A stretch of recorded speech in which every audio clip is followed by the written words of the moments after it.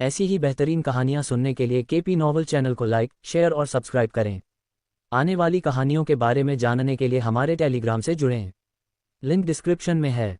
Chaos डिवाउरर system, अध्याय 231, मुसीबत दस्तक दे रही है। मैं कैसे भूल सकता हूँ। ज़ेरास ने पीछे मुड़कर आखिरी ज़ुग्रोव के बेहोश शरीर को देखा। ये बैंगनी सींग वाली एक महिला का था और वह उसे अंधेरे पोर्टल की ओर मुड़ने से पहले ऊपर ले गया। उसने पहले ही एक साथी इंसान के लिए वह सब कुछ कर दिया जो वह कर सकता था। उसके जैसे साथी इंसान के लिए किसी और जाति का गुलाम बनना उसे बहुत घृणा से भर देता था, लेकिन उसने पहले ही उसे इसके विपरीत समझाने की पूरी कोशिश की थी। जहां तक ये सब कैसे होगा, तो अब उसे उसका कोई लेना देना नहीं था। ज़ेरास ने जोर से सांस छोड़ते हुए पीछे मुड़कर उस विशाल क्षेत्र को देखा जिसे वह पीछे छोड़कर जा रहा था। इसमें कोई संदेह नहीं था कि वह यहां आने के बाद से बहुत अधिक मजबूत हो गया था और लक्ष्यों के करीब भी पहुंच गया था। खंडहर अभियान इसके लायक था। जैसे ही ज़ेरास ने इसमें कदम रखा, अव्यवस्थित पोर्टल बेतरतीब ढंग से घूमने लगा। उसका शरीर तुरंत गायब हो गया। तेज धक्का, तुरंत वह ठोस जमीन पर गिर गया। परिचित हवा उसके नथुनों से होकर उसकी रक्त शिराओं में घुस गई और ज़ेरा के चेहरे पर मुस्कान आ गई। वास्तव में घर जैसा कोई स्थान नहीं है। दृश्य को देखने के लिए मुड़ते हुए वह वहां मौजूद भीड़ को देखकर दंग रह गया। लगभग सैकड़ों लोग आसपास थे जो ईआईए में शामिल थे। तुरंत वह अंतिम व्यक्ति के रूप में बाहर निकल गया। सभी की निगाहें तुरंत उस पर टिक गईं क्योंकि 3 ईआईए अधिकारी तुरंत उसकी ओर बढ़े। तुरंत ज़ेरा ने अपने कंधे पर रखी आकृति को जोर से गिरा दिया और वह एक बार सीधा खड़ा हो गया। उसकी छाती फूल गई और फिर उसने गहरा प्रणाम किया। इस युवा ने एक ईआईए अधिकारी को देखा है। तुरंत ज़ेरा के कानों में जोरदार हंसी गूंजी और फिर एक विशाल हथेली ने उसके कंधे पर जोरदार थपकी दी। उठो, तुम जीवित वापस आ गए। तुमने ईआईए को गौरवान्वित किया है, ईआईए की वर्दी पहने हुए उस तगड़े आदमी ने कहा और ज़ेरा के चेहरे पर भी मुस्कान आ गई। वह सचमुच जिंदा वापस लौटा।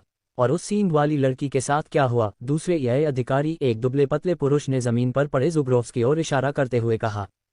बहुत सी चीज़ें हैं जिनके बारे में मैं आपको अपडेट करना चाहता हूं, अधिकारियों, लेकिन मुझे डर है कि यह शायद बहुत खुला है, ज़ेरास ने कहा, जगह के चारों ओर देखते हुए उसकी आवाज़ की गति थोड़ी धीमी हो गई। ओह, बिल्कुल, मैं आपकी चिंता समझता हूँ। आइए आपको वापस बेस पर ले चलते हैं, तगड़े आदमी ने कहा जब तीसरा अधिकारी ज़ुग्रोव्स को ले जा रहा था और वे सभी विशाल ईआईए जहाज़ की ओर बढ़ रहे थे। लेकिन वे सभी तब रुक गए जब बिजली की आंखों वाले लोगों के एक समूह ने उनका रास्ता रोक लिया। उनकी आंखें ज़ेरास को जानलेवा भावों से घूर रही थीं। ईआईए अधिकारियों का सम्मान करता हूं, लेकिन मुझे डर है कि वह युवा आपके साथ नहीं जा पाएगा। वह हमारे साथ आ रहा है, समूह के सामने अधेड़ उम्र के व्यक्ति ने कहा। उसकी आवाज़ में बहस की कोई गुंजाइश नहीं थी। जैसे ही वह अधेड़ उम्र के व्यक्ति की ओर बढ़ा, उसकी नाक से एक जोरदार खर्राटा निकला। तुम अभी हमारे सामने आए और कहा कि मेरा जूनियर तुम्हारे साथ आएगा, और तुम्हें लगता है कि मैं उसे तुम्हें दे दूंगा। क्यों? क्योंकि तुमने ऐसा कहा, कंजी ने कहा। उसके चारों ओर का माहौल तुरंत बदल गया। तुम्हारे जूनियर ने गंभीर अपराध किए हैं और वह हमारे सेलेस्ट्रिया परिवार के लापता युवा मालिकों के लिए जिम्मेदार है। ओह, ईआईए अधिकारियों ने एक भान उठाई। जैसे ही अधेड़ उम्र का व्यक्ति ज़ेरास की ओर देखने लगा, उसकी आंखों में बिजली चमक रही थी। हमें ये रिपोर्ट अंडरवर्ल्ड परिवार द्वारा दी गई थी। उन्होंने कहा कि उन्होंने तुम्हें आखिरी बार सेलेस्ट्रिया परिवार के 2 प्रतिभाशाली लोगों के साथ झगड़े में देखा था। मैं अच्छी तरह जानना चाहता हूं कि क्या हुआ और इसके लिए तुम हमारे साथ आओगे।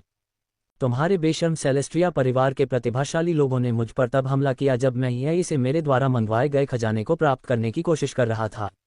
बिजली का फल, मैंने इसके संरक्षक जानवर से लड़ाई की और गंभीर रूप से घायल होने के बाद उसे हराने में कामयाब रहा। फिर तुम्हारे युवा स्वामी आखिरी समय में झपट्टा मारकर आए और उसे छीन लिया। लेकिन उन्होंने न केवल फल लिया, बल्कि मुझे मारने की भी कोशिश की। अगर ईआईए द्वारा मुझे दिया गया टेलीपोर्टेशन कार्ड नहीं होता, तो मैं निस्संदेह मर जाता, ज़ेरास ने अपने माथे पर नस फड़कते हुए कहा और उसने अपने दांत भींच लिए। और मध्यम आयु वर्ग के व्यक्ति ने पूरी तरह से बेफिक्र होकर कहा। और फिर मैं अपनी ताकत वापस पाने के लिए छिप गया। तुरंत मैं अपनी पूरी ताकत वापस पा गया। मैं तुरंत उनके पीछे चला गया। तभी सभी 9 परिवार के प्रतिभाशाली लोगों ने हमें एक साथ देखा और मुझे लगता है कि अंडरवर्ल्ड परिवार ने भी देखा। लेकिन क्या? अधेड़ उम्र के आदमी ने झट से कहा। उसकी आंखों से बिजली चमक रही थी। एक early meteor rank stage, 2 peak meteor rank stage और 9 परिवार के प्रतिभाशाली लोगों में से एक को कैसे हरा सकता है? ज़ेरास ने उन्हें घूरते हुए कहा, जैसे कि उनके पास दिमाग ही नहीं है, और उनके चेहरे पर अजीब भाव दिखाई दे रहे थे। और तुम्हारे बेशर्म युवा स्वामी पहले ही मेरे फल खा चुके हैं। दोनों पीक मेटियोर रैंक स्टेज पर मेरे खिलाफ अर्ली मेटियोर रैंक स्टेज पर। अगर मैं अभी भी यहाँ खड़ा हूँ तो तुम्हें क्या लगता है कि मैंने क्या किया? ज़ेरास ने भौहें चढ़ाते हुए पूछा, क्योंकि वे सभी अचानक अंडरवर्ल्ड परिवार की ओर देखते थे। ओह, क्या यह अंडरवर्ल्ड परिवार था जिसने तुम्हें ये बताया? मुझे पता है क्यों, ज़ेरास ने पूछा, और उसकी आंखों में सेलेस्ट्रिया परिवार के युवा स्वामी की आंखों से भी ज्यादा नफरत चमक उठी। ओह, अंडरवर्ल्ड परिवार के युवा स्वामी ऑड्रे एक नेक्रोमेंसर थे। उसने मुझसे कहा कि वह मुझे मार देगा और मुझे अपनी कठपुतली बना लिया। लेकिन अंत में वह उस विदेशी जाति के हाथों मर गया जिससे हम ट्रेल के अंत में मिले थे।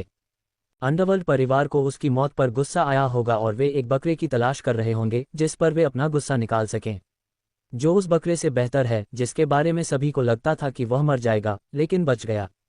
और आप सरों ने उनके साथ अच्छा खेला है, ज़ेरास ने मुस्कुराते हुए कहा। तुम एक टुकड़ा हो। इससे पहले कि वह आदमी अपनी बात पूरी कर पाता, हवा तुरंत ठंडी हो गई, क्योंकि एक कसाई चाकू अचानक कंजी के हाथों पर दिखाई दिया, जो अजीब कपड़ों में लिपटा हुआ था, फिर भी एक भयानक आभा बिखेर रहा था, जिससे ज़ेरा के बाल उनकी पीठ के अंत में खड़े हो गए। कॉस्मिक रैंक स्टेज विशेषज्ञ, वे वास्तव में एक अलग स्तर पर हैं, ज़ेरास ने आश्चर्य से सोचा। एक ब्लेड मध्यम आयु वर्ग के व्यक्ति की नाक पर तान दिया गया था, जबकि कंजी की ठंडी आंखें उसे घूर रही थीं। मैंने पहले ही आपको मेरे जूनियर से सवाल करने की खुली छूट दे दी थी, जैसे कि वह एक अपराधी था। तुमने हमें काफी शर्मिंदा कर दिया है, क्या तुम्हें नहीं लगता? कंजी ने चारों ओर देखते हुए कहा, जबकि वह आदमी भी मुड़ा और सच में पूरे 9 परिवार उन्हें घूर रहे थे। तुमने अपने बेवकूफ़ी भरे सवाल पूछे हैं और अब तुम हमें गाली देना शुरू करना चाहते हो। मुझे यकीन है कि यह काफ़ी दयालु और समझदार रहा है, अब भागो। कंजी के मुंह से हवा की लहर निकली और समूह ने हवाई हमले से बचने के लिए तुरंत एक तरफ गोली चलाई, जिससे बीच में एक खुला प्रवेश द्वार बन गया। तुरंत एक बड़े हाथ ने ज़ेरा को कसकर जकड़ लिया और उसे तुरंत कंजी ने खींच लिया, क्योंकि वह समूह से आगे निकल गया और यह अंतरिक्ष यान की ओर चला गया, जो जल्द ही हवा में उड़ गया और धीरे धीरे दूरी में गायब हो गया। अध्याय 232 ईआईए के उच्च अधिकारियों से मुलाकात। ज़ेरस अंतरिक्ष यान के अंदर चला गया, खुद को एक विशाल सफ़ेद हॉल में पाया। जैसे ही वह अपने सबसे नज़दीकी सीट पर पहुंचा, उसने अपना बट उस पर पटक दिया। उसके सामने 3 अन्य सीटें थीं, जहां 3 ईआईए अधिकारी बैठे हुए और एक जिज्ञासु मुस्कान के साथ उसे देखते हुए देखे जा सकते थे, इससे पहले कि वे सभी अंतिम ईआईए अधिकारी को देखने के लिए मुड़ें। एक ऐसा व्यक्ति जिसने हर समय अपनी आंखें बंद रखी थीं और एक भी शब्द नहीं बोला। हालांकि यह अविश्वसनीय रूप से अजीब था, क्योंकि वह बिना गिरे अकेले चल रहा था। अजीब शब्द अब ज़ेरस के लिए लगभग कोई अर्थ नहीं रखता था, क्योंकि वह अच्छी तरह से जानता था कि जागरूक लोग निश्चित रूप से सामान्य ज्ञान से दूर होते जा रहे थे। आदमी ने आखिरकार अपनी आंखें खोलीं और ज़ेरा के चेहरे पर एक बहुत ही चमकदार सफ़ेद प्रभामंडल दिखाई दिया। ऐसा लग रहा था जैसे उसकी आंखों के लिए टॉर्च की रोशनी थी, और ज़ेरस को उन आंखों में घूरते हुए नग्नता का एहसास हुआ। सेलेस्ट्रिया परिवार समूह के साथ आपकी बातचीत के दौरान मुझे आपके भाषण में एक भी झूठ नहीं लगा। इसका मतलब है कि आपने जो कहा वह सच था। ज़ेरा ने भौहें उठाईं, उसके चेहरे पर मुस्कान थी, फिर भी उसके सिर के पिछले हिस्से से पसीने की बूंदें टपक रही थीं। उसे पता था कि सेलेस्ट्रिया परिवार से मिलने के बाद उसने अपने दिमाग में कुछ सरल निर्णय लेकर धोखा खाने से बच गया। बेशक वह अच्छी तरह जानता था कि दोनों भाइयों को मारने के बाद उसे सेलेस्ट्रिया परिवार का सामना करना पड़ेगा, और वह निश्चित रूप से पूरे परिवार का अकेले सामना करने के लिए पर्याप्त मजबूत नहीं था। उसने अपना भाषण सावधानी से तैयार किया था और एक सरल नियम का पालन किया था। ये सवाल पूछने वालों को भी जवाब देने के लिए था, ये कहने के बजाय कि उसने सेलेस्ट्रिया परिवार के युवा आकाओं को नहीं मारा, जिसे यह अधिकारी झूठ के रूप में समझ लेता। उसने उनसे पूछा कि प्रारंभिक उल्का रैंक और 2 शीर्ष उल्का रैंक के बीच कौन जीतेगा। सेलेस्ट्रिया परिवार ने खुद ही सवाल का जवाब दिया। ये वह सरल नियम था जिसका ज़ेरा ने पालन किया, और शुक्र है कि इसने गेंद को वापस उसके पाले में डाल दिया। सेलेस्ट्रिया परिवार अभी भी पूरी तरह से इस पर विश्वास नहीं करेगा और निश्चित रूप से वापस आता रहेगा, लेकिन चूंकि आप जिम्मेदार नहीं हैं, इसलिए आप ईआईए पर भरोसा कर सकते हैं कि वह आपकी रक्षा करेगा।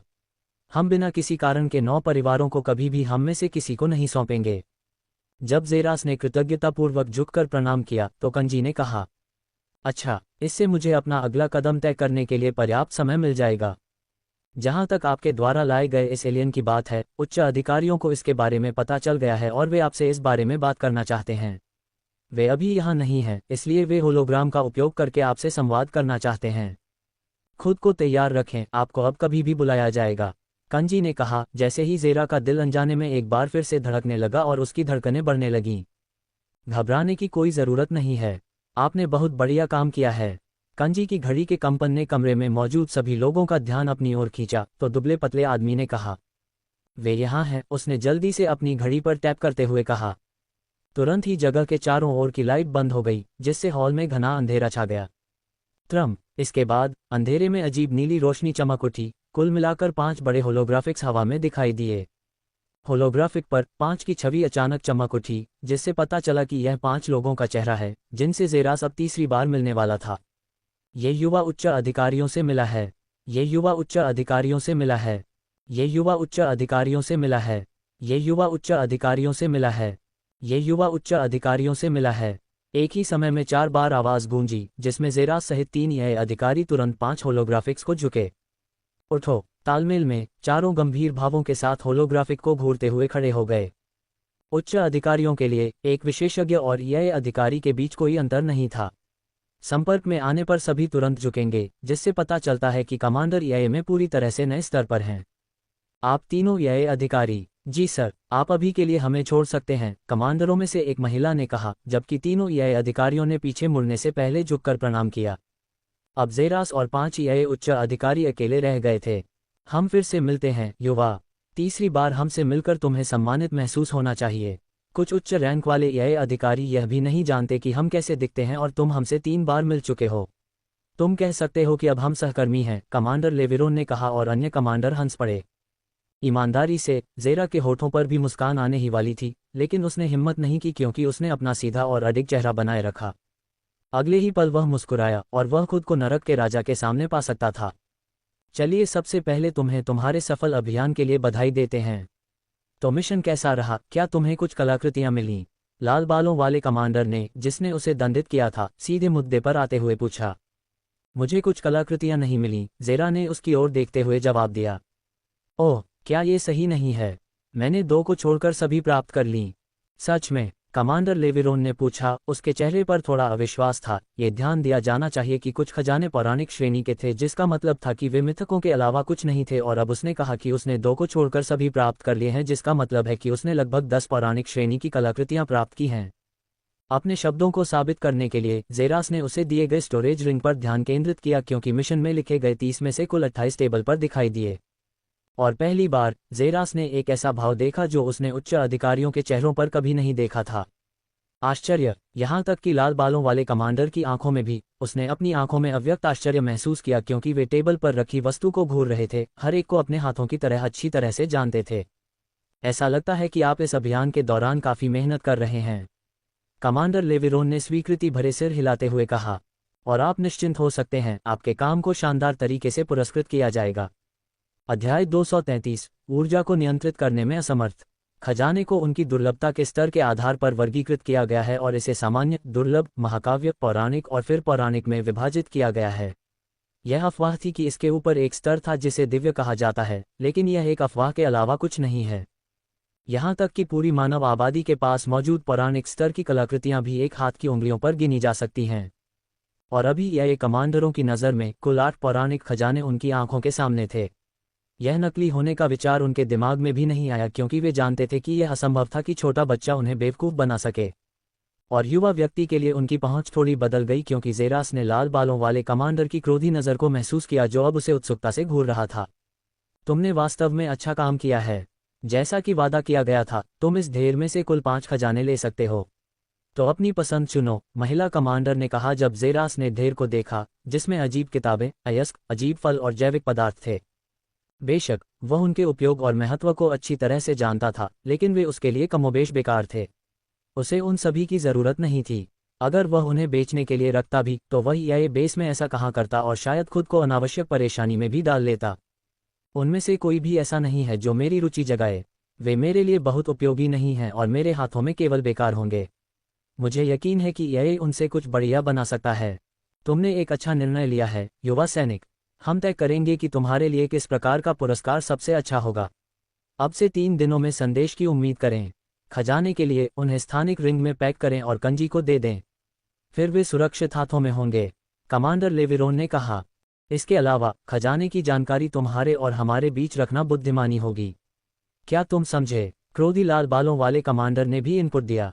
मैं समझ गया, कमांडरों। अच्छा, अब से 3 दिन बाद अपने इनाम का इंतजार करें। ज़ेरास ने एक गहरा प्रणाम किया, क्योंकि होलोग्राफिक्स गायब हो गए और कमरे में एक बार फिर से रोशनी चमक उठी।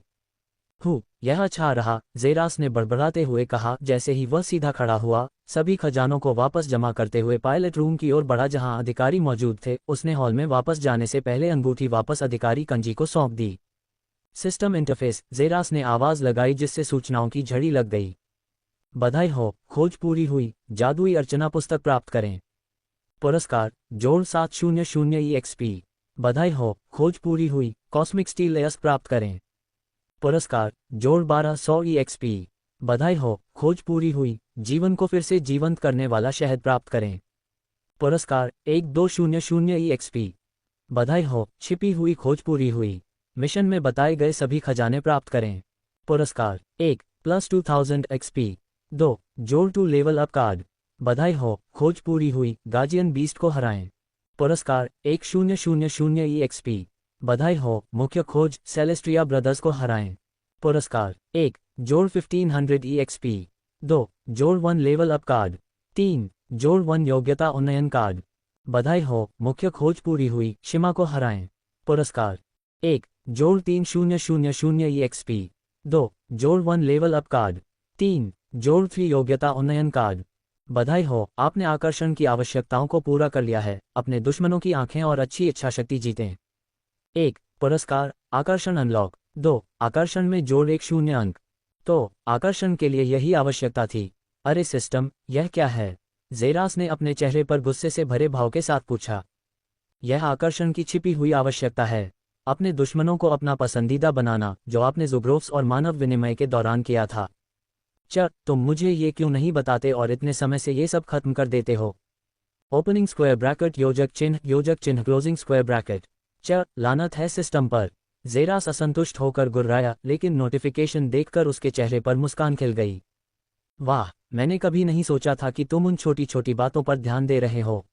जेरास ने सिस्टम से जोर से कहा। कुल EXP 45101500। Level up card 4। क्या होस्ट लेवल अप करना चाहता है? हाँ, बधाई हो, होस्ट लेवल अप कर चुका है। जोड़ 5 विशेषता पॉइंट प्राप्त हुए। कुल EXP 30102000। बधाई हो, होस्ट लेवल अप कर चुका है। जोड़ 5 विशेषता पॉइंट प्राप्त हुए। कुल EXP 10102500। क्या होस्ट सभी लेवल अप कार्ड का उपयोग करना चाहता है? हाँ, बधाई हो, होस्ट ने लेवल अप किया है। जोड़ 5 विशेषता पॉइंट प्राप्त किए। बधाई हो, होस्ट ने लेवल अप किया है। जोड़ 5 विशेषता पॉइंट प्राप्त किए। बधाई हो, होस्ट ने लेवल अप किया है। जोड़ 5 विशेषता पॉइंट प्राप्त किए। बधाई हो, होस्ट ने लेवल अप किया है। जोड़ 5 विशेषता पॉइंट प्राप्त किए। बधाई हो, होस्ट ने लेवल अप किया है। जोड़ 5 विशेषता पॉइंट प्राप्त किए। कुल लेवल अप कार्ड 0। कुल विशेषता पॉइंट 90। System interface. नाम Jeris Celestria. Class halfling. Class authority absolute chaotic. Level 17। मन cultivation stage early mature rank stage. HP 120/300। XP 10,100/25,000। ऊर्जा 800/800। मन कोर ऊर्जा 120/250। विशेषताएं शक्ति 80। चपलता 60। धारणा 60। बुद्धिमत्ता 40। आकर्षण 10। विशेषता अंक 90। शक्ति में 20 अंक, चपलता में 40 अंक, बुद्धिमत्ता में 10 अंक और आकर्षण में 20 अंक जोड़ें। अंक सफलतापूर्वक जोड़े गए हैं। दर्द की एक कराह उसके होठों से निकली जब जेरा के सिर के अंदर एक हिंसक विशाल झटका लगा, जो उसके माथे से निकलकर उसे कुर्सी से घुटनों के बल पर धकेल दिया। ऊर्जा की एक हिंसक नाड़ी उसके शरीर में बहुत तेजी से दौड़ी और उसे अपने शरीर में ऊर्जा से भरे होने का एक उत्साहपूर्ण एहसास हुआ। उसका मस्तिष्क अचानक बहुत ठंडा हो गया। मुड़ना, ये बार बार हड्डी के टूटने की आवाज़ थी, क्योंकि उसके चेहरे की हड्डियां विकृत हो गई थीं। उनका रूप एक उच्च संस्करण में बदल रहा था। यहाँ तक कि उसके सफ़ेद बाल भी झड़ने लगे। जैसे ही एक और बाल उगे, फिर से गिरने लगे। बैडम्प बैडम्प बैडम्प बैडम्प बैडम्प। उसका दिल उसके अंदर हिंसक रूप से धड़कने लगा, मानो ऊर्जा से भर गया हो। उसकी पसलियों पर दरारें दिखाई देने लगी और खान तुरंत उसके सिर में चिल्लाया। अरे सिस्टम, क्या हो रहा है? ऐसा लगता है कि मेजबान का शरीर अचानक अंक वितरण के लिए बहुत कमज़ोर है और स्तर से आने वाली भारी मात्रा में ऊर्जा के कारण धीरे धीरे टूट रहा है। उसके हाथ स्टील की जमीन में धंस गए और गहरी रेखाएं बनाने लगे, जिससे उसके नीचे का फर्श दिखाई देने लगा। अंतहीन बादल दिखाई देने लगे। ऐसा लग रहा था कि वह एक नासमझ जानवर में बदल गया था, क्योंकि जेरास जमीन पर रेंग रहा था और उसे चीर रहा था। जैसे ही अधिकारी कंजी ने हॉल के अंदर अपना ध्यान केंद्रित किया, दरवाजा जोर से पटक दिया। आखिरी चीज एक अव्यवस्थित जेरास था जो जमीन पर बने बड़े छेद से गिर रहा था। जेरास, वह चौंक कर चिल्लाया, तुरंत छेद के सामने आया और उसके पीछे कूद गया। जब अचानक उसे पीछे की ओर उड़ा दिया गया, उसकी पीठ जहाज पर जा लगी और उसके नीचे से एक विशाल दहाड़ निकली। दहाड़, एक गगनभेदी दहाड़ ने बादलों के समुद्र को चीर दिया और उसके बाद हवा में एक बहुत बड़ी ऊर्जा फूट पड़ी जिससे हवा में सफेद रेखाएं दिखाई देने लगीं। दहाड़, एक बार फिर एक और जोरदार दहाड़ निकली और अधिकारी कंजी जहाज पर गिर पड़े, जिनकी आंखें चौड़ी हो गईं।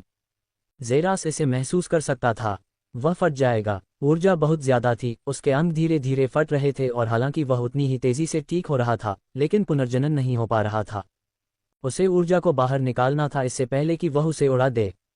धमाका, जब उसने बहुत तेज मुक्का मारा तो एक बहुत बड़ी शॉकवेव निकली और उसके आसपास की हर चीज को उड़ाते हुए आकाश में ऊर्जा का विस्फोट हुआ। और जेरास ने तेजी से मुक्का मारते हुए दहाड़ लगाए। सिस्टम 3 बार पुनर्जनन को स्तर ऊपर करो, जेरास अपने सिर में चिल्लाया। बधाई हो, पुनर्जनन का स्तर बढ़ गया है। उसके अंदर से हर हड्डी से गुजरने वाली विशाल ऊर्जा फूट पड़ी, क्योंकि जेरास को लगा कि पूरी दुनिया लगभग रुक गई है और उसका शरीर फट रहा है। लेकिन उसके बढ़े हुए पुनर्जनन के साथ वे तुरंत बंद होने लगे, ठीक उसी तरह जैसे पुनर्जनन और विनाश अंततः एक साथ मिल गए और वह हवा से लंगड़ाते हुए नीचे 500 मीटर के विशाल पहाड़ पर जोर से गिरा। उसका शरीर पूरी तरह से फट गया और धीरे धीरे पूरी दुनिया अंधकार में चली गई। ढहते पहाड़ के सामने एक आकृति आई। जैसे ही वह धीरे धीरे जमीन पर उतरा, तुरंत वह ढहते पहाड़ के सामने प्रकट हुआ। जितनी जल्दी हो सके चट्टानों को दूर फेंक दिया। अंदर एक आकृति की तस्वीर दिखाई देती है। कंजी ने तुरंत आखिरी चट्टान को दूर फेंक दिया और जल्दी से नीचे की आकृति को उठा लिया। जेरास, वह पूरी तरह से नग्न था और अपना चेहरा घुमाते हुए कंजी उस युवक को देखकर अवाक रह गया, क्योंकि अनजाने में उसके होठों से शब्द निकल गए, बहुत बहुत सुंदर। लेकिन जिस चीज ने उसका ध्यान और भी अधिक खींचा वह था उसके माथे के बीच में एक अजीब सा काला पत्थर, जो काली रेखाएं फैला रहा था और उसके पूरे शरीर पर और भी टैटू थे। पत्थर को देखते ही वह अनजाने में अपनी सबसे तेज गति से पीछे की ओर झटका। उसके माथे पर पसीना आने के साथ ही उसका दिल डर से जोर से धड़क रहा था। क्या है? जल्दी से वह अपने आप को संभालते हुए जेरास के सामने आया और उसके माथे को ध्यान से देखा, लेकिन वहां कुछ नहीं था। ये चला गया। जेरा के शरीर को देखते ही उसके चेहरे पर एक अजीब सा भाव आया। सारे टैटू अचानक गायब हो गए और उसकी क्रिस्टल क्लियर सफेद त्वचा रह गई। ऐसा लग रहा था कि उसने जो पहले देखा था वह सिर्फ एक मृग तृष्णा थी। मुझे पता है कि मैंने क्या देखा। अध्याय 234, घर वापस। बीप बीप बीप, मॉनिटर की बीप की आवाज। धीरे धीरे उसकी आंखें खुलीं और मेडिकल रूम में नीले रंग की रोशनी चमक उठी। जैसे ही वह सीधा बैठा, एक इंसान पलक झपकाने से भी तेज। मैं कहाँ हूँ? जेरास ने जोर से सोचा। उसके सिर में थोड़ी घबराहट महसूस हो रही थी, क्योंकि वह धीरे धीरे अपने आखिरी दृश्य की यादों को याद कर रहा था। चिंता मत करो, तुम अच्छे हाथों में हो। यह आवाज उसे सुनाई दी, एक महिला प्रशिक्षक की, जो EIA वर्दी पहने हुए थी। ओह! अचानक वह झुकी। उसका चेहरा उसके चेहरे से 1 सेंटीमीटर दूर था और उसने उसे एक गहरी जांच करने वाली नज़र से देखा, खासकर उसके माथे को पीछे की ओर कदम बढ़ाने से पहले। तुम EIA प्रशिक्षण बेस में वापस आ गए हो और यह अस्पताल है। ओह! आखिरकार घर वापस आ गया, जेरास ने मुस्कुराते हुए कहा। उसके हाथ अजीब रस्सियों की ओर बढ़ रहे थे जो उसे बिस्तर पर कसकर पकड़े हुए थे। ऐसा कहा गया कि आपके वापस आते समय कुछ छोटी दुर्घटना हुई थी। आपने अपने शरीर से बहुत अधिक ऊर्जा छोड़ी, विमान के स्टील को चीरते हुए और 500 मीटर ऊंचे पहाड़ से टकराते हुए, और अजीब तरह से बच गए। लेडी लक मेरे परिवार की कोई पूर्व सदस्य रही होगी, है ना? जेरास ने अपनी बांह पर बंधी पट्टी खोलते हुए थोड़ा सा हंसते हुए कहा। यह भी बताया गया कि आपके माथे पर एक अजीब शैतानी दिखने वाला पत्थर था, जिसने आपके पूरे शरीर पर काले टैटू फैला दिए थे। क्या आप उस असामान्यता का कारण बताना चाहेंगे? उसने पूछा। उसकी नज़र उस पर और भी गहरी हो गई। मेरे माथे पर एक पत्थर। मेरा मतलब अपमानजनक नहीं है, लेकिन क्या यह अस्पताल नहीं है? अगर मेरे माथे पर कोई अजीब पत्थर होता तो मुझे लगता है कि EIA की प्रतिष्ठा के कारण आपको तुरंत पता चल जाता, है ना? खान ने सोफिया के चेहरे पर गर्व का भाव लाते हुए पूछा। शायद कंजी फिर से नशे में हो गया, उसने खुद से सोचा। उसे अभी भी उस मोटे आदमी की भयावह अभिव्यक्ति याद आ रही थी, जिसे लगता था कि उसने भूत देख लिया है। आखिरकार जब तुम अंदर आए तो तुम अजीब तरह से पिघल रहे थे, जेरास ने भौहें उठाते हुए पूछा। हाँ, जैसे सांप अपनी त्वचा उतार रहा हो। तुम्हारा शरीर भी अपनी त्वचा उतार रहा था। तुम्हारा पूरा शरीर सफ़ेद हो गया और तुम, ओह, ज्यादा सुंदर हो गए। ओह, ये सही नहीं है। जेरास ने उसे आंख मारते हुए कहा। उसका चेहरा गुलाबी हो गया, फिर वह जल्दी से अपने होश में आई। आखिरकार तुम इतनी बड़ी मात्रा में ऊर्जा क्यों विकीर्ण करती हो और अंतरिक्ष यान में छेद क्यों करती हो? मैंने अपनी साधना तकनीक में एक छोटी सी गलती की और अपने शरीर की क्षमता से ज्यादा मान को अवशोषित कर लिया, जिससे मैं उस पर नियंत्रण खो बैठा और यह गड़बड़ा गया। विस्फोट से बचने के लिए मुझे ऊर्जा छोड़नी पड़ी। यह एक बहुत ही अराजक क्षण था। तुम समझ रही हो कि मेरा क्या मतलब है न? जेरास ने खड़े होकर पूछा, अपने होठों को अपने शरीर पर नर्म नीली शर्ट और पतलून पर दबाते हुए। बिल्कुल वैसा नहीं जैसा उसने यहाँ पहना था। डॉक्टर, मेरी EIA वर्दी का क्या हुआ? जेरास ने महिला की ओर देखते हुए अपने चेहरे पर एक संदिग्ध भाव के साथ कहा। मुझे नहीं पता कि तुम क्या कह रही हो। आखिरकार तुम यहाँ नंगी ही आई हो। क्या बात है? जेरास चौंक कर उछल पड़ा। उसने अपने हाथों को अपनी जांघों पर रखा और महिला को घृणा भरी नजरों से देखा। छी, मुझे मत बताओ कि उसने सब कुछ देखा, जिसमें मेरा डिंग डोंग भी शामिल है। जेरास ने अपने दांत पीसते हुए कहा और वह भागते हुए दरवाजे की ओर चला गया। उसका सिर लाल हो गया। इसके अलावा तुम्हें बेहोश हुए 3 दिन हो गए हैं। क्या तुम्हें यकीन है कि तुम पूरी तरह से ठीक महसूस कर रही हो? चिंता मत करो डॉक्टर, मैं बहुत अच्छा महसूस कर रहा हूँ। आपकी बेहतरीन देखभाल के लिए धन्यवाद, जेरास ने आखिरी शब्दों पर जोर देते हुए कहा। मुझे धन्यवाद मत दो, मैं बस अपना काम कर रही हूँ, सोफिया ने जवाब दिया जब उसने देखा कि लड़का उसे नफरत भरी नज़र से देख रहा था और फिर दरवाज़ा बंद कर दिया। छी, कितनी बेशर्मनाज है, जेरास ने जोर से सोचा और फिर अपनी भौहें ऊपर उठाईं क्योंकि उसने देखा कि उसके बगल में बेंच पर 3 लोग सो रहे थे। वे कोई और नहीं बल्कि क्विन, वोनेक और ट्राइटन थे। वे वहाँ क्या कर रहे हैं? जेरास ने उनकी ओर बढ़ने से पहले सोचा और क्विन के पैरों में एक जोरदार लात मारी। तुम अंधे कचरे के टुकड़े हो, तुम्हारी आंखों पर पट्टी बंधी है। जेरास, क्विन ने पूछा, जबकि जेरास ने उसे एक उभरी हुई भान के साथ देखा। बेवकूफ, तुम्हारी आंखों पर पट्टी बंधी है, उसने बेरहमी से मजाक किया क्योंकि उसने महसूस किया कि उसके कंधे पर एक हाथ कसकर जकड़ा हुआ है। मुझे खुशी है कि तुम ठीक हो। हमने तुम्हारे लौटने के लिए पहले से ही एक बड़ा लंच तैयार कर रखा था, लेकिन सुनने में आया कि तुम्हारे रास्ते में एक दुर्घटना हो गई है और तुम अब अस्पताल में हो। ओह, जेरास ने अपने दिल को पिघलते हुए महसूस करते हुए खुद से सोचा। ओह, मुझे लगा कि तुम्हारी किंवदंतियों का यही अंत होगा, वोनेक ने कहा, जैसे ही जेरा का चेहरा उतर गया और उसने अपनी नज़रें सफ़ेद बालों वाले एलियन की ओर घुमाईं। अरे ट्राइटन, तुम कैसे हो? साफ तौर पर तुमसे बेहतर हो, युवा एल्वियन ने जवाब दिया। उसके चेहरे पर एक चमकदार मुस्कान थी। वैसे भी तुम्हारी आंखों में क्या खराबी है? वे चमकती हुई लग रही थीं। जेरास ने ट्राइटन की आंखों को देखते हुए कहा, जिसमें एक अजीब बिंदु था जो बहुत सी रोशनी से चमक रहा था। नहीं, ऐसा कुछ नहीं है। ये मेटियोर रैंक स्टेज पर मेरी सफलता के कारण है, ट्राइटन ने जवाब दिया, जिससे जेरास को थोड़ा झटका लगा। वाह, ये बढ़िया है। और तुम्हारे सुंदर चेहरे में क्या है? क्या तुम्हारा मिशन प्लास्टिक सर्जरी या किसी और चीज से जुड़ा है? तुम एक पेशेवर वेश्या की तरह दिखती हो, ट्राइटन ने हंसते हुए कहा। यह सच था। अभी उसके सामने जो जेरास था वह शैतानी रूप से सुंदर था। वह अब तक मिले सबसे सुंदर इंसानों में से एक था। मैं भी मेटियोर रैंक स्टेज पर पहुंच गया। लगता है कि हम सभी अभी एक ही पायदान पर हैं, जेरास ने गर्व से मुस्कुराते हुए कहा, लेकिन उसे बस इतना ही मिला कि ट्राइटन और वोनेक उसे अजीब तरह से देख रहे थे। क्या क्विन पहले ही पीक मेटियोर रैंक स्टेज में पहुंच चुका है? क्या बकवास है। जेरास ने उसकी ओर देखा जो अपने चेहरे पर एक व्यंग्यात्मक मुस्कान के साथ अपने सिर के पीछे खुजला रहा था। अर्ली मेटियोर रैंक से पीक मेटियोर रैंक तक की सफलता 1 हफ्ते से भी कम समय में। राक्षस, बिल्कुल राक्षस, जेरास ने जोर से कहा। उसकी आंखों में शुद्ध सदमा था।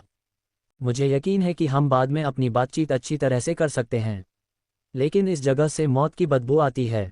आपको भी आराम करने की जरूरत है, जेरास, ट्राइटन ने कहा क्योंकि जेरास ने महसूस किया कि वह उस क्षेत्र में थोड़ा असहज दिख रहा था।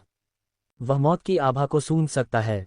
कितना अजीब है, उसने खुद से सोचा क्योंकि 4 लोगों का छोटा समूह एक दूसरे को अस्पताल से दूर खींच रहा था। वह वापस आ गया है, मेरे भगवान। आवाज 4 लोगों के समूह से लगभग 10 मीटर दूर बैठे एक युवक की थी जिसने अपनी कलाई पर लगी घड़ी में बात की। अच्छा, अब योजना शुरू हो सकती है। अध्याय 235, पूरी तरह से क्रोधित। जीरा की आंखों के सामने परिचित दरवाजा दिखाई दिया जैसे ही उसके हाथ घुंडी की ओर बढ़े। हालांकि छूने पर यह ठंडा था, लेकिन जेरास के लिए यह अविश्वसनीय रूप से गर्म था क्योंकि उसने कमरे में प्रवेश करने से पहले इसे धीरे से खोला। यह उतना ही सुंदर था जितना उसने इसे छोड़ा था। सब कुछ अपनी सही जगह पर था जिससे उसके सोफे पर मुस्कान आ गई। आह, नमस्ते मेरे सुंदर सोफे। नमस्ते टेबल। नमस्ते अलमारी। नमस्ते VR सेट। और मेरे सबसे अच्छे दोस्त को नमस्ते बिस्तर। मुझे तुम सब की याद आए। जेरास ने अपने दोस्त की बाहों में कूदते हुए लगभग आंसू बहाते हुए कहा। यह अविश्वसनीय रूप से नर्म था और जब वह इस पर सोता था तो उसकी हड्डियां आराम की आवाज़ करती थीं। अभियान के दौरान वह हमेशा कठोर दांतेदार जमीन पर ही सोता था और वह ठीक से सो भी नहीं पाता था, उसे यह सुनिश्चित करना पड़ता था कि उसकी एक आंख खुली रहे। लेकिन अब यह अविश्वसनीय रूप से नर्म था और उसे आराम और सुरक्षा की भावना मिली जो उसे यकीन था कि पृथ्वी पर कोई भी जगह उसे प्रदान नहीं कर सकती थी। लगभग 10 मिनट तक डूबने के बाद जेरस आखिरकार बैठ गया क्योंकि उसकी आंखें ठंडी हो गई थीं। अरे सिस्टम, क्या तुम समझा सकते हो कि तुमने तब कैसे मरने की कोशिश की थी? जेरस ने गुस्से में अपने दांत पीसते हुए पूछा। जैसा कि पहले बताया गया था, ऐसा लगता है कि मेजबान का शरीर अचानक अंक वितरण के लिए बहुत कमज़ोर है और स्तर ऊपर से आने वाली भारी मात्रा में ऊर्जा के कारण धीरे धीरे टूट रहा है और इस बारे में कोई पूर्व सूचना क्यों नहीं दी गई? मैं लगभग मर गया, खून से लथपथ हो गया। जेरस ने अपने माथे पर उभरी हुई नस से चीख कर कहा। अगर वह पागलपन के उस पल में अंतरिक्ष यान से बाहर नहीं कूदता और अपने मुंह से ऊर्जा को बाहर निकालने की कोशिश करते हुए जितना हो सके उतनी तेजी से मुक्का मारकर हवा में ऊर्जा नहीं छोड़ता तो वह निश्चित रूप से फट जाता। और सिस्टम ने उसे इससे पहले कोई सूचना नहीं दी, जैसे कि वह उसे मरवाना चाहता था। और साथ ही, तुम्हारा क्या मतलब है कि मेरे वर्तमान शरीर के लिए अंक वितरण बहुत अधिक है? सीए, तुम जो भी इसका मतलब समझाओ। होस्ट ने पहले जो अधिकतम अंक वितरित किए थे वे 30 थे। फिर होस्ट ने 90 वितरित किए, इसलिए नहीं कि वह अपनी पिछली लड़ाई के कारण सबसे कमज़ोर था। साथ ही एक महत्वपूर्ण सुराग छोड़ा गया था। जैसे जैसे आप उच्चतर स्तर पर पहुंचते हैं आप अपने आंकड़ों में अंक निर्धारित करते हैं। प्रत्येक पिछले से थोड़ा अधिक दर्दनाक था। पहली बार आप कुछ भी महसूस नहीं कर सकते थे, फिर आपको अपने शरीर के माध्यम से एक गर्म वस्तु बहती हुई महसूस हुई और फिर आपका मस्तिष्क एक पल के लिए जम गया।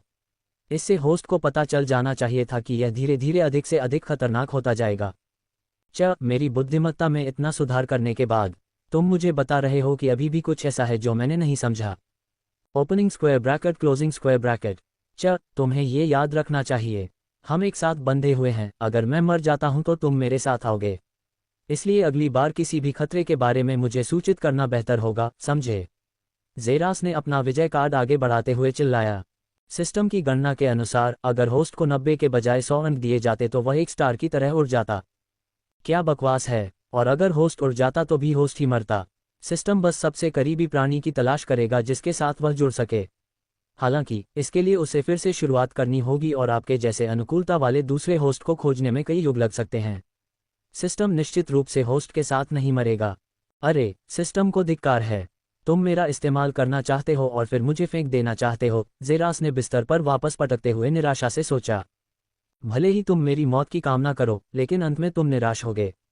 जेरास ने अच्छी नींद के लिए अपनी आंखें बंद करके सोचा कि अचानक उसकी आंखें सिकुड़ गईं। कमरे में कुछ अजीब था। उसे एक अजीब सी अनुभूति हो रही थी, एक ऐसी अनुभूति जिसके प्रति वह अविश्वसनीय रूप से संवेदनशील था। कोई उसे देख रहा था।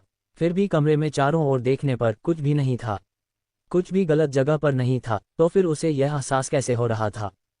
अराजकता की आंखों को सक्रिय करें। तुरंत ही पूरा वातावरण बदल गया क्योंकि पूरा क्षेत्र अविश्वसनीय रूप से सावधान हो गया। धूल और मन दिन की तरह साफ हो गए और जेरास उनमें से प्रत्येक को स्टार सिक्कों की तरह गिन सकता था। तुरंत उसने कमरे के चारों ओर देखा और जल्द ही पता लगा लिया कि वह क्या ढूंढ रहा था। ये दीवार के शीर्ष पर और छत के करीब 5 लैंप बोतलों में से एक के अंदर रखा एक अजीब कार्ड था।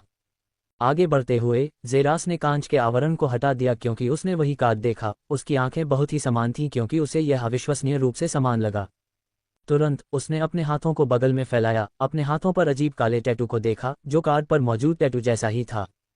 उन बेवकूफ़ों ने मेरे कमरे में एक रूनिक कैमरा लगाने की भी हिम्मत की। जेरा के सिर से 4 बड़ी नसें निकल आईं क्योंकि उसने कार्ड पर एक जोरदार मुक्का मारा। बूम! पूरी जगह एक भयानक विस्फोट हुआ जिसने उसके आसपास की हर चीज को उड़ा दिया, जबकि जेरास खुद तुरंत पीछे की ओर उड़ गया और उसका शरीर दीवार में धंस गया। छी! माथे पर भयानक नसों के साथ वह दीवार से बाहर निकल आया और गुस्से में अपने दांतों को कसकर भींच लिया।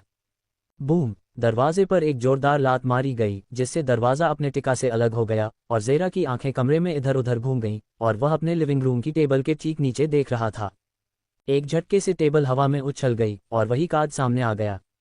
बूम! कार्ड पर एक जोरदार मुक्का मारा गया और एक और विनाशकारी विस्फोट ने पूरी जगह को हिला दिया क्योंकि जेरास तुरंत उड़ गया और एक बार फिर दीवार में धंस गया। छी! उन्होंने न केवल कैमरे लगाए बल्कि उनमें मिडिल मेटियोर रैंक स्टेज पर हमला भी किया। वे कितने दयालु हैं, जेरास ने अपने मैना कल्टीवेशन रूम का दरवाज़ा खोलते हुए कहा। शीर्ष पर मैना जनरेटर के अलावा इसे भी चतुराई से अंदर छिपाया गया था। जैसे ही हमला हुआ, जेरास ने कार्ड पर जोरदार मुक्का मारा और उसे नीचे के पूल में पटक दिया, जिससे जमीन पर 1 मीटर गहरा गड्ढा बन गया। अपने चारों ओर तरल मैना को महसूस करते हुए ठंड ने उसके सिर को ठंडा कर दिया। मेरी अनुमति के बिना मेरे कमरे में 3 रूनिक कैमरे छोड़ दिए और उसमें एक ऐसा हमला भी किया जो निश्चित रूप से मुझे हड्डियों और गोरों में बदल देता अगर मैं एक नियमित उल्का रैंक चरण होता। उन्होंने न केवल मेरी गोपनीयता का हनन किया, बल्कि मुझे मारने की भी कोशिश की। हा हा हा हा हा हा हा हा हा। आप सभी चिंता न करें, मैं इस उपहार को 1000 गुना वापस करना सुनिश्चित करूंगा। अध्याय 236, समूह के साथ बैठक।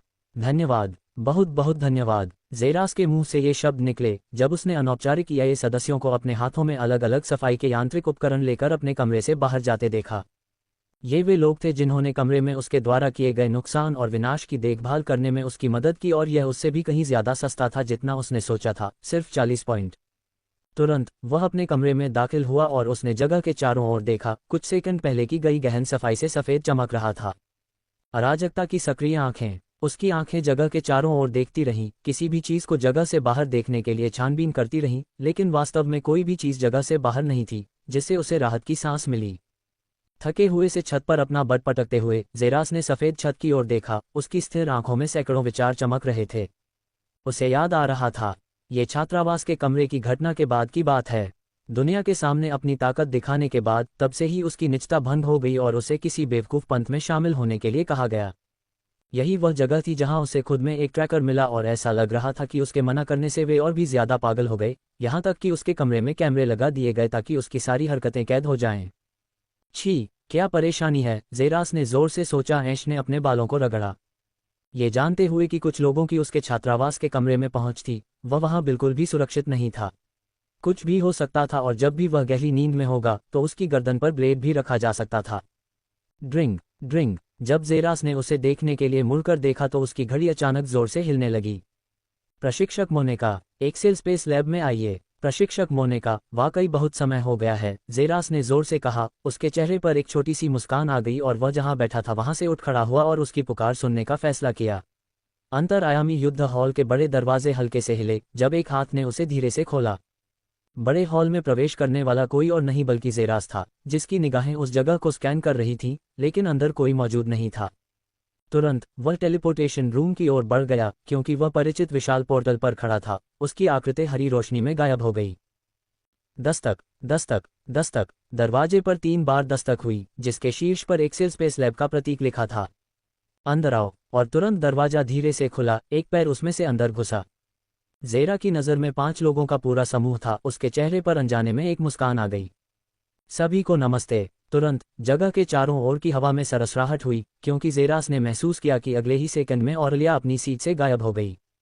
उसका पूरा शरीर एक नर्म सीने में घसीटा गया और निचोड़ के कारण दर्द की दुनिया ने उसके पूरे शरीर पर हमला कर दिया, इससे पहले कि वह सोच पाता कि क्या हो रहा है। जेरास, तुम वापस आ गए। ऑरलिया की तीखी खुशी जेरा के कानों में गूंजी, जिसकी आंखें लगभग उसकी आंखों से बाहर निकल रही थीं। Crank crank. कमरे में गूंजते हुए हड्डियों के धीरे धीरे चरम पर धकेले जाने की आवाज ऑरलिया को एक दबी हुई आवाज के रूप में सुनाई दी। तुम मेरा गला घोंट रही हो। अरे ऑरलिया, उसे छोड़ दो, तुम उसे खुद ही मार डालोगी। एनालिस की हमेशा की तरह उदासीन आवाज तब गूंजी जब ऑरलिया आखिरकार वर्तमान में वापस आ गई, जेरास को अपनी पकड़ से मुक्त करते हुए। थप थप। यह एक पूरी बोरी के जमीन पर गिरने की आवाज थी। जब जेरास अपनी पीठ के बल गिरा, उसके माथे से पसीना टपक रहा था। आह आह आह आह। जेरास ने जोर से सांस छोड़ी और सांस अंदर ली। जैसे ही उसे लगा कि उसके शरीर में कुछ ऊर्जा वापस आ गई है, फिर वह धीरे धीरे चारों पैरों पर खड़ा हुआ और टेबल की ओर रेंगने लगा। काफी संघर्ष के बाद वह आखिरकार अपने पैरों पर खड़ा हुआ और टेबल पर ठीक से बैठ गया। सभी को नमस्ते। उम्मीद है कि आप सभी को आपकी बहुत याद नहीं आती होगी। वास्तव में मुझे आपकी याद नहीं आती, आवाज गूंजी, लेकिन यह एक ही समय में 2 लोगों की थी। एक बेपरवाह एनालिस की और दूसरी एवन की। तुम जब आसपास होते हो तो सिर में दर्द होता है, इसलिए मुझे तुम्हारी बिल्कुल भी याद नहीं आई, एनालिस ने कहा और उसने अपने मुंह से गम की एक और बड़ी गेंद को बाहर निकाला, फिर उसे जोर से फोड़ दिया। जेरास को पहले से ही उसके सभी नखरों की आदत थी। अगर वह उसके बारे में एक बात जानता है तो वह है उसकी बेपरवाह क्षमता। लेकिन वह ये भी अच्छी तरह जानता था कि यह अंत में सिर्फ दिखावा हो सकता है। उस चिपचिपे एलियन की ओर मुड़ते हुए, जिसके चेहरे पर कुछ खोने का भाव था, वह कभी कभी जेरास को घूरता था। हम्फ, तुम्हें लगा कि मैंने इसका इस्तेमाल किया है? जेरास ने अचानक धातु के अंडे के आकार की वस्तु को बाहर निकालते हुए पूछा। तुरंत यह उसके हाथों से झटक दिया गया क्योंकि उस जगह पर चुंबन की आवाज गूंजी। कोई और नहीं बल्कि एगॉन था, जो बार बार धातु के अंडे के आकार की वस्तु को गले लगा रहा था। जेरास अच्छी तरह से जानता था एगॉन अपनी चीजों के बारे में बहुत खास था और उसने वास्तव में उसे वह अंडा पूरी तरह से नहीं दिया था, इसलिए उसने इसे अच्छी तरह से रखना सुनिश्चित किया। इसके अलावा उसने वास्तव में ऐसी किसी स्थिति का सामना नहीं किया जहां एक पत्थर का अंडा उसे बचा सकता था। मिनटों तक चुंबन करने के बाद एगॉन आखिरकार रुक गया क्योंकि अचानक उसकी अभिव्यक्ति अजीब हो गई। तुमसे ये वापस पाकर मैं खुद को ठगा हुआ महसूस क्यों कर रहा हूं? ऐसा इसलिए क्योंकि तुम, मोरा ने कहा और समूह जोर से हंसने लगा। ठीक है, ठीक है, ये लो, एगॉन ने जेरा के हाथों को पकड़कर उन्हें उसके अंदर ठूंसते हुए कहा। बस इतना सुनिश्चित करो कि जब यह आखिरकार खुलेगा तो मुझे दिखाओ, एगॉन ने जेरास की ओर एक विनती भरी नजर से देखते हुए कहा, जिसने गंभीरता से सिर हिलाया। खोलो, क्या यह अंडा है? जेरास ने समूह की ओर मुड़ते हुए पूछा, जिनके चेहरों पर पूरी तरह से बेखबर भाव थे। ठीक है, तुम जानते हो, चिपचिपा एलियन एक अजीब प्राणी है। यहाँ तक कि मैं भी कभी ऐसी वस्तु के संपर्क में नहीं आया हूँ। औरलिया ने अंडे को एक अजीब नज़र से देखने के लिए मुड़ते हुए कहा और फिर उसे अनदेखा कर दिया। वे उन सैकड़ों अजीब वस्तुओं से अच्छी तरह वाकिफ थे जो चिपचिपे एलियन के पास थीं। उनमें से ज़्यादातर वास्तव में कुछ भी नहीं हैं। हमें खुशी है कि तुम वापस आ गए जेरास, और जब मोनिका ने हमें बताया कि तुम वापस आ गए हो और जल्द ही आओगे, तो हमने तुम्हारे लिए यह बड़ा लंच तैयार किया। धन्यवाद। अध्याय 237, ईआई में परिवर्तन। धन्यवाद, जेरास ने पहले प्रशंसापूर्वक उत्तर दिया। गड़गड़ाहट की आवाज़ किसी और से नहीं बल्कि उसके पेट से निकली, क्योंकि उसका सिर टमाटर की तरह लाल हो गया था। तुमने निश्चित रूप से अभियान के दौरान पूरे कुएं में कुछ नहीं खाया, है न? प्रशिक्षक मोनिका ने उसे ऊपर की भौहों से देखते हुए पूछा। तो फिर तुम किसका इंतजार कर रहे हो? खाओ बच्चे। अवन की आवाज़ गूंजी जैसे ही जेरास ने तुरंत अपना चम्मच भोजन की विशाल प्लेट में डाला। उसने हमेशा की तरह देखा कि प्रशिक्षक मोनिका ने ज्यादा नहीं खाया, और यही बात समूह के लिए भी कही जा सकती है, सिवाय एनेलिस के, जिसका च्यूइंग गम के बाद दूसरा सबसे अच्छा खाना था। लेकिन वह भी जल्द ही खाना छोड़ गई और भोजन की एक प्लेट छोड़ गई जिसे खत्म करने में पूरे नश्वर परिवार को 3 दिन लग जाते। लेकिन ऐसा लग रहा था जैसे उसके पेट में एक कुआं खोद दिया गया हो, क्योंकि वह एक भालू की तरह बहुत ज्यादा खा रहा था, यहाँ तक कि उसने प्लेटों को चाटना भी शुरू कर दिया था, इससे पहले कि उसे लगे कि वह आखिरकार तृप्त हो गया है। पूरा काम करने के बाद जेरास को थोड़ी बेचैनी महसूस हुई, जो उसके पेट पर उसकी पतलून के कसने के कारण हुई थी। तुरंत उसने अपनी बेल्ट बांधी, उसे थोड़ा एडजस्ट किया और फिर खड़ा हुआ और बड़ी ट्रे लेकर संगठन में मौजूद डाइनिंग एरिया की ओर बढ़ गया। वाह, तुम वापस आ गए, जेरास। जेरास के संगठन के डाइनिंग रूम में प्रवेश करते ही उसके कानों में एक हैरान करने वाली आवाज़ गूंजी। लगभग 65 साल का एक बूढ़ा व्यक्ति उसे एक अविश्वसनीय रूप से चमकदार मुस्कान दे रहा था। वह संगठन के लिए खाना पकाने वाला और जेरा का सबसे अच्छा दोस्त था। क्योंकि वह बहुत अच्छा खाना बनाता है। हाँ, किम। जब मैंने उस चिपचिपे एगॉन को इतना बड़ा ढेर मांगते हुए देखा, मुझे पता था कि कुछ गड़बड़ है। बस मैंने कभी नहीं सोचा था कि यह वास्तव में तुम हो। बहुत समय हो गया, आप कैसे हैं? अब कभी ठीक नहीं होगा, जिम। जेरस ने अपने हाथ धोने से पहले जगह जगह बर्तनों को देखते हुए एक चमकदार मुस्कान के साथ उत्तर दिया। यही कारण था कि जिम उसे इतना प्यार करते थे। जब भी जेरस प्लेट लाता था तो वह हमेशा उन्हें खुद ही साफ करना पसंद करता था और कभी भी बूढ़े आदमी से सफाई करवाने के लिए सहमत नहीं होता था, भले ही वह उसका काम था। जेरस को अपनी गंदगी खुद ही साफ करना पसंद था, और अगर वह अच्छे मूड में होता तो वह बाहर जाने से पहले सभी गंदे बर्तन साफ करने में उसकी मदद कर सकता था। अपने हाथ धोकर और उन्हें सावधानी से सुखाकर जेरस सूखे बर्तनों को देखने के लिए मुड़ा और उसके चेहरे पर संतुष्टि भरी मुस्कान थी। उसे नहीं पता था कि क्यों, लेकिन किसी गंदे को सुंदर बनाना हमेशा उसके चेहरे पर मुस्कान लाता था। बहुत बहुत धन्यवाद जेरस। बेहतर होगा कि तुम जल्दी करो और उस उग्र लड़की को जवाब दो, इससे पहले कि वह तुम्हें टुकड़ों में काट डाले। जिम ने खुद से हंसते हुए कहा, क्योंकि जेरा का चेहरा टमाटर की तरह लाल हो गया और फिर वह भाग गया। उसने एक बार देखा था कि एनालिस के उग्र शब्दों से वह लगभग कुचला जा रहा था और उसके लिए ये सब्जियों को टुकड़ों में काटने से भी बदतर था। वापस प्रयोगशाला में पहुंचकर वह देख सकता था कि यह खाली था। रात हो चुकी थी, इसलिए समूह पहले ही सो चुका था, हालांकि उसे 100% यकीन था कि उनमें से कोई भी सो नहीं रहा था। वह प्रयोगशाला में अपने कमरे में भी चला गया। अंदर जाने से पहले उसने 2 बार दस्तक दी, क्योंकि उसे पहले से ही अंदर किसी की मौजूदगी का एहसास था। खनक, दरवाजा खोला और जैसे ही उसे एहसास हुआ, प्रशिक्षक मोनिका सोफे पर लेटी हुई थी। उसके हाथों में एक किताब थी जिसे उसने उसके आने के दौरान बंद कर दिया और उसे एक गहरी नज़र से देखा। उल्का रैंक चरण तक पहुंचने पर बधाई, उसने अचानक कहा और ज़ेरा के चेहरे पर मुस्कान दिखाई दी, इससे पहले कि वह सतह पर चला जाता। और तुम्हारे शरीर में क्या है?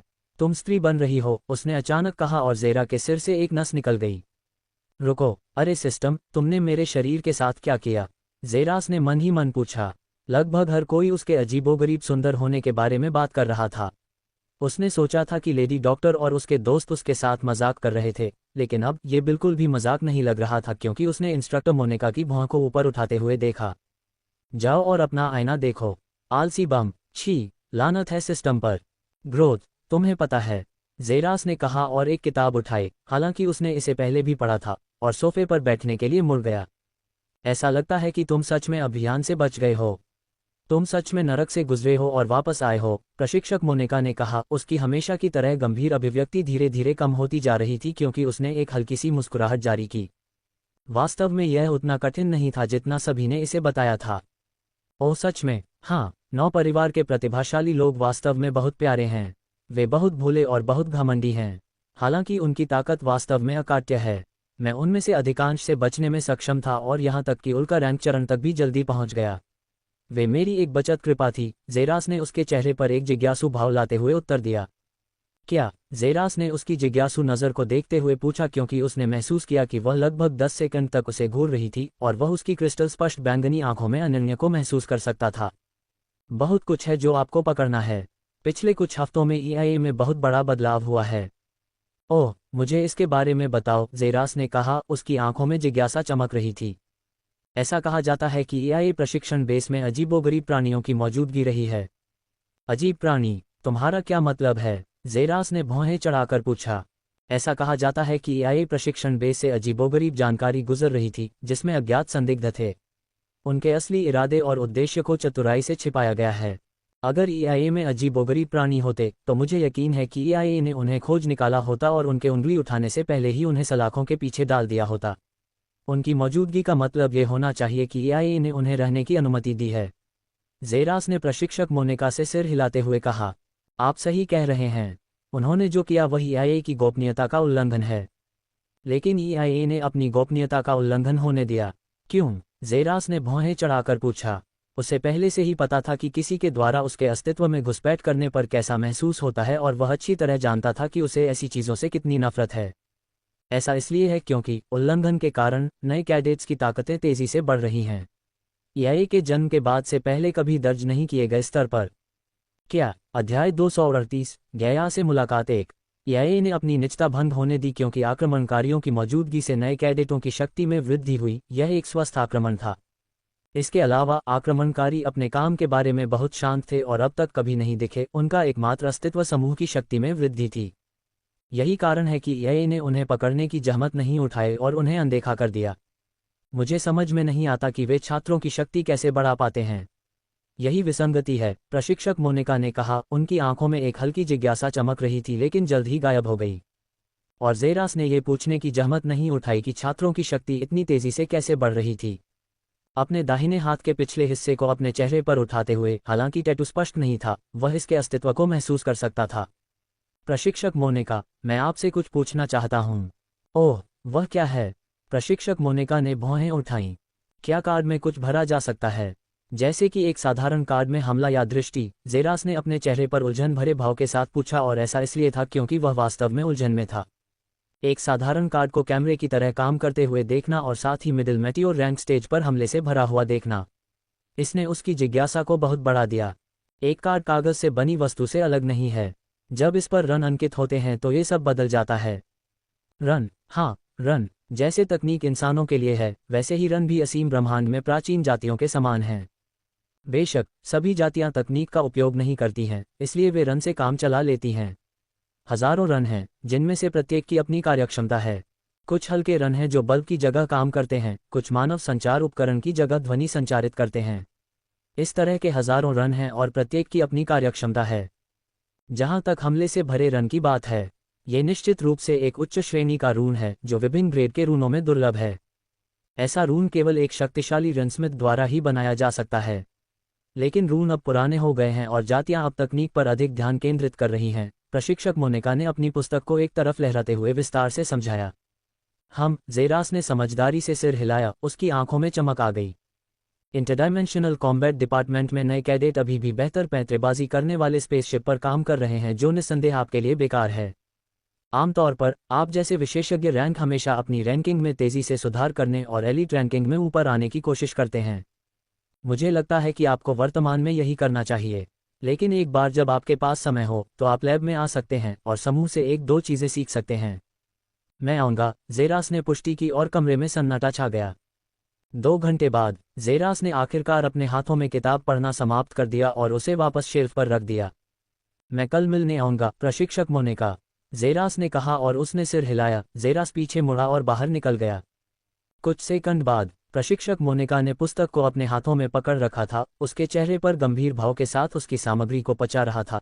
तभी अचानक उसने पुस्तक को अपनी गोद में रख लिया। बाहर निकलते समय उसकी आंखें सिकुड़ गईं, तभी अचानक उसके चेहरे पर मुस्कान आ गई। वह वास्तव में मजबूत और परिपक्व हो गया है। अगर उसने छोटी सी झड़प के लिए मेरी मदद मांगी होती तो ये बहुत बचकाना होता, उसने जोर से कहा। उसके होठों पर एक चंचल मुस्कान थी।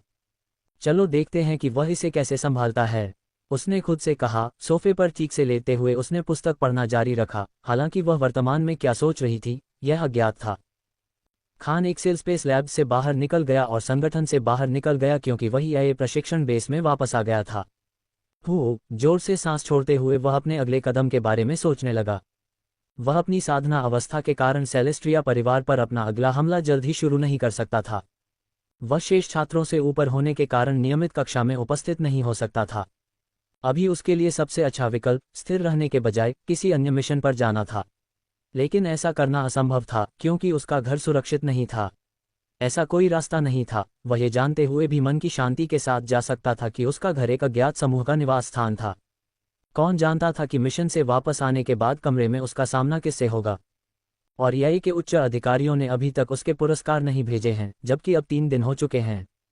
मैं अपने अगले कदम पर निर्णय लेने से पहले पुरस्कारों की प्रतीक्षा करूंगा, जेरास ने खुद से सोचा। जैसे ही उसकी आंखें चमक उठीं और वह एक विशेष दिशा की ओर बढ़ गया, जो उसके छात्रावास के कमरे के ठीक सामने थी। वह प्रशिक्षण हॉल में जा रहा था और जांच कर रहा था कि क्या गया अभी भी वहां है। ईआईए प्रशिक्षण बेस से नीचे जाते हुए अभी भी कुछ छात्र 2-3 के समूह में इधर उधर घूम रहे थे, लेकिन जेरास ने ज्यादा ध्यान नहीं दिया और खुद भी ज्यादा आकर्षित नहीं हुआ। ये तब तक था जब तक अचानक उसकी गर्दन के पीछे के सारे बाल खड़े नहीं हो गए। यह उसके शरीर की स्वाभाविक प्रतिक्रिया थी जब कोई उसे देखता था। लेकिन जेरास पीछे नहीं मुड़ा और वह आगे बढ़ता रहा जैसे कि उसे कुछ भी महसूस न हो। प्रशिक्षण संरचना उसकी नज़र में दिखाई दे रही थी। बड़ी संरचना में प्रवेश करते हुए ये वैसा ही था जैसा उसने पिछली बार देखा था। विशाल और उजाड़ हॉल से गुजरते हुए वह उस जगह की ओर बढ़ा जहां लिखा था कॉम्बैट रूम।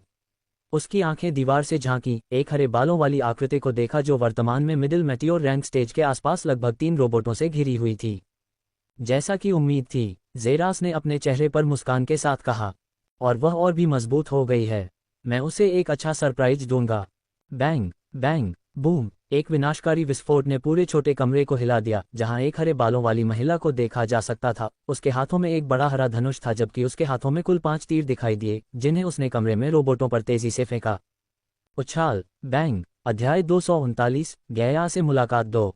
वह वहीं पर स्थिर रही जबकि 3 मध्य उल्का रैंक स्टेज उसकी ओर दौड़े।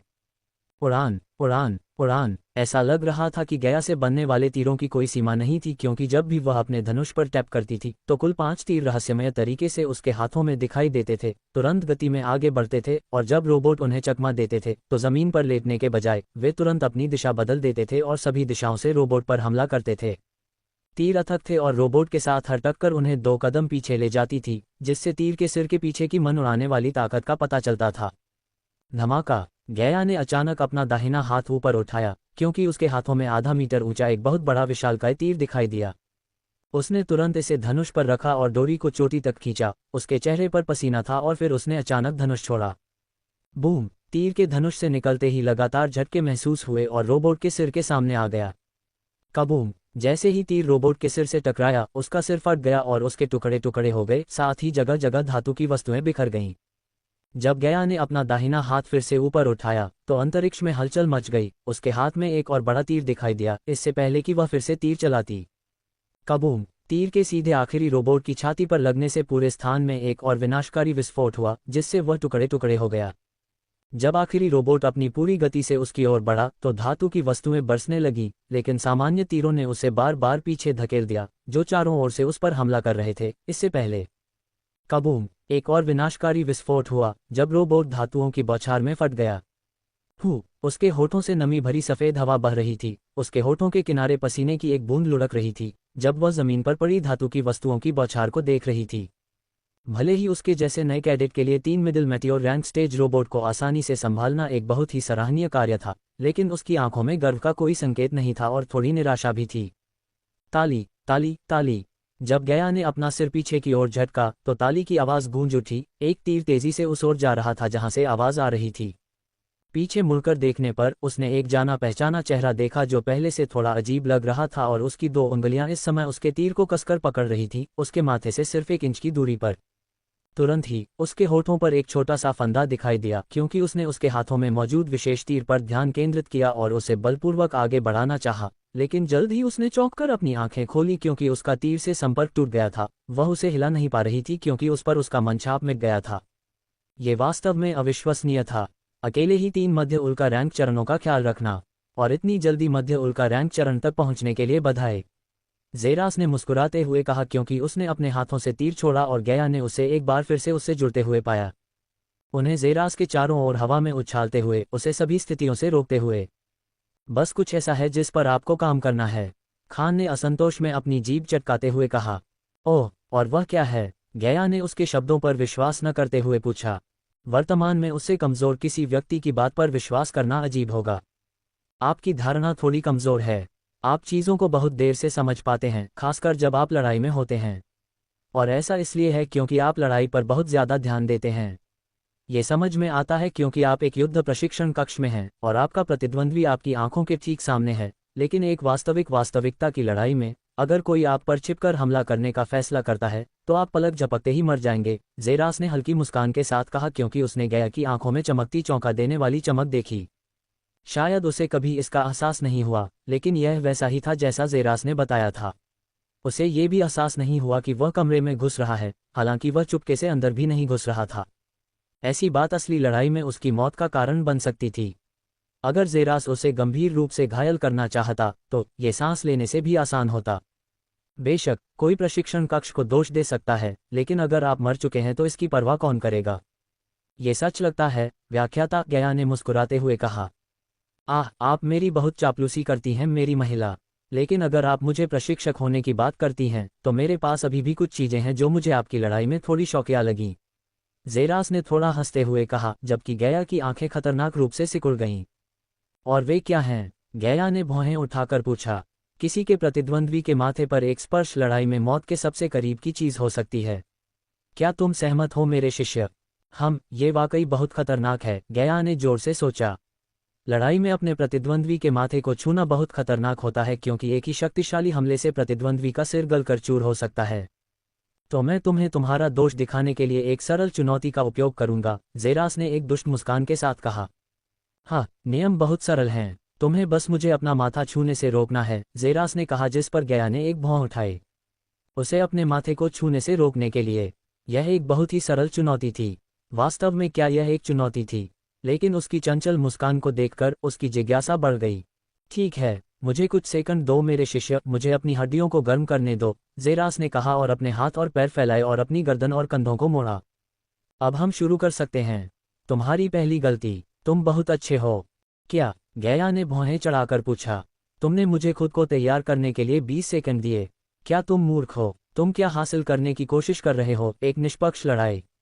ज़ेरास ने उसके चेहरे पर एक दुष्ट मुस्कान के साथ उससे पूछा, जबकि गया की आंखें सिकुड़ गईं और उसने ज़ेरा के पैरों के नीचे देखा। उसकी आंखें अपनी पूरी सीमा तक चौड़ी हो गईं। उड़ना! तुरंत तीर ज़ेरास की ओर आगे बढ़ा और वह तेजी से पीछे हट गई। अपने प्रतिद्वंद्वी को तैयार होने के लिए खाली समय देना, यह एक लड़ाई में आपकी सबसे बड़ी गलती होगी। ये शब्द उसके कानों से कुछ मीटर की दूरी पर गूंजे। अध्याय 240, तुम मुझे मजाक की तरह लगते हो। उसके होठों से एक झटका निकला जब उसने अपने सामने खड़े युवक को ऐसे देखा जैसे कि वह टेलीपोर्ट हो गया हो। उसके हाथ धीरे धीरे आगे बढ़े, उसकी एक उंगली उसके माथे के करीब पहुंची और फिर उसने मुड़कर एक ऐसा कदम उठाया जिससे उसकी आंखें चौंककर चौड़ी हो गईं। कुछ सेकंड पहले। मुझे कुछ सेकंड दीजिए, मुझे तैयार होने दीजिए, जेरास ने अपने शरीर को गर्म करते हुए जोर से कहा। फिर भी उसकी मुस्कान के नीचे उसके पैरों से हल्की धड़कनें धीरे धीरे निकल रही थीं। एक गोलाकार हवा की लहर धीरे धीरे बह रही थी क्योंकि उसके पैर की मांसपेशियां तनी हुई थीं और नसें धीरे धीरे उनके ऊपर दिखाई दे रही थीं। अपना सिर उठाते हुए उसने शौकिया तौर पर एक दुष्ट मुस्कान बिखेरी जो अभी भी उसके खत्म होने का इंतजार कर रहा था।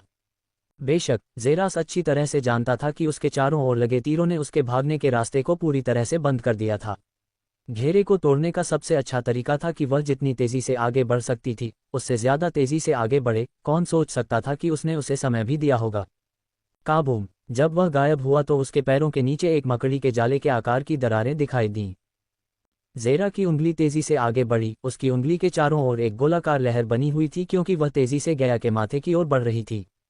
आह, कितनी भोली! यही उसके विचार थे जब अचानक उसने उसे ऊपर की ओर कूदते हुए देखा। जमीन पर क्षैतिज रूप से लेटा हुआ उसका चेहरा उसकी उंगली पर आराम करने से 1 इंच दूर था।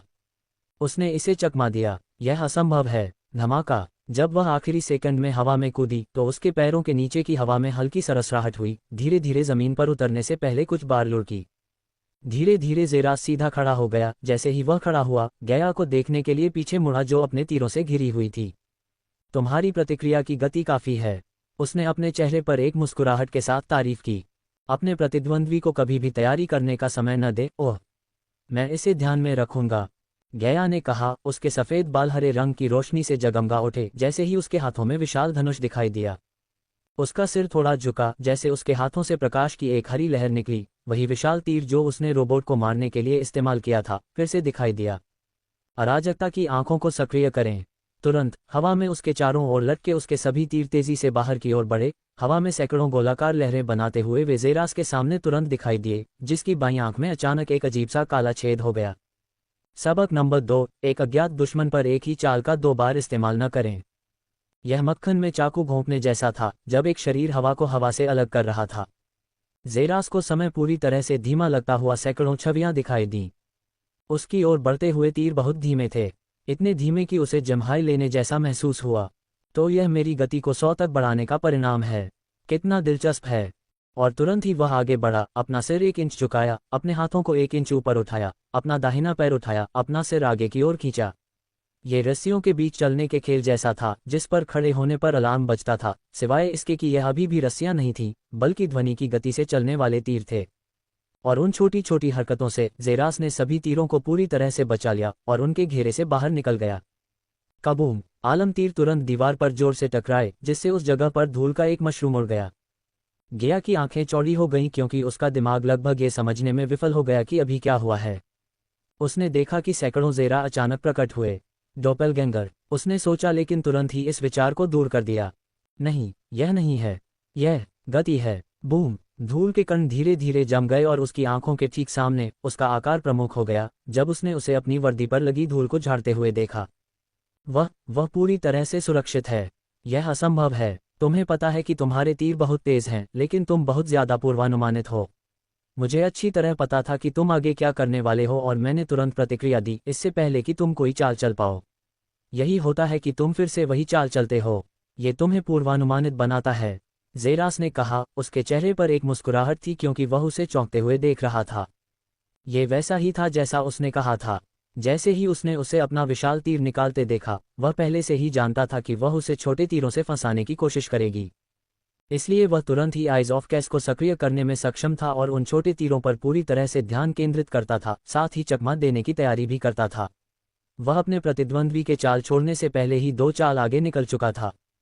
भले ही तुमने इसकी भविष्यवाणी की हो, मेरे तीर मैक 1 से थोड़ी अधिक गति से चलते हैं। प्रारंभिक उल्का रैंक चरण के लिए मैक 1 से अधिक गति से चलना असंभव होना चाहिए, गया ने उत्तर दिया। उसका चेहरा संदेह से घिरा हुआ था। आप इस दुनिया में एकमात्र असामान्यता नहीं हैं, मेरी महिला।